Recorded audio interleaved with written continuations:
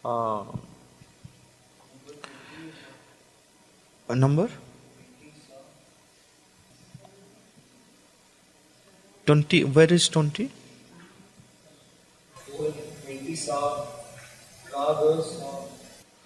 No, here you see, like the second verse is written below. Okay. What happened? You don't see? Maybe it doesn't show. In the new system, it doesn't show the cursor there. So you see, the second verse is written below. So if you follow the sequence of characters in the second verse and move the horse accordingly. Suppose the second verse, the first character is what? Sthi. The first character is Sthi. And in the board, chessboard, where is Sthi? Where number 1 is written. Sthi. Okay. And second is Ta. Now you see, follow the mark from Sthi to Ta. It is exactly the movement of the horse on the chessboard. 1 and 2.5. Then the third character is Sa. The fourth is Ma. So this way, you cover all the squares without landing twice on any. Now once this is over, then draw another 32 squares, place the second verse and move according to the characters in the first verse. So you cover all the squares without landing twice on any. But just imagine, like, how does Vedanta Deshikan's mind work? He has to create a poetry, following the grammar of poetry, the language, everything. He has to take care that it means something of the Paduka. And he has to play the chess and give a solution to this problem. How does he know that, okay, I have this word and then the horse lands perfectly there? It cannot be done letter by letter. The whole thing has to be in one go. So the challenge was thousandfold before Vedanta Deshikan than Euler, isn't it? But then the most amazing thing is that it is not Vedanta Deshikan alone who created a poetry like this. It is a style of composition in Sanskrit. It's known as Turaga Pada Bandha. Turaga means horse, Pada step, Bandha composition, horse step composition. And using Turaga Pada Bandha, there are hundreds of poets who have created poetry like this. So each verse has a solution to this problem. Turaga Pada Bandha. Then you have Ushtra Pada, you have Gaja Pada. So all the elements in the chessboard, so they have taken whatever, like where there's a special movement on the chessboard. I don't know much about chess. So it's all there in Sanskrit as a style of composition, and they play around with the words. That's where one finds much creativity and flexibility and the power of the words in this language. Okay, so any question? We will discuss or we take a break.